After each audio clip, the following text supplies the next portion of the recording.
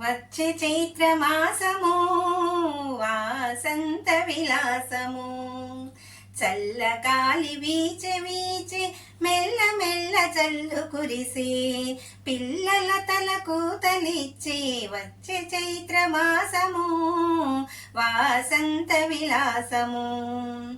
గున్నమావి క్రొన్నలతో సన్నజాజి మన్ననతో, గున్నమావి క్రొన్నలతో సన్నజాజి మన్ననతో, ఎన్నరాని చిన్నెలతో వచ్చే చైత్రమాసము వాసంత విలాసము.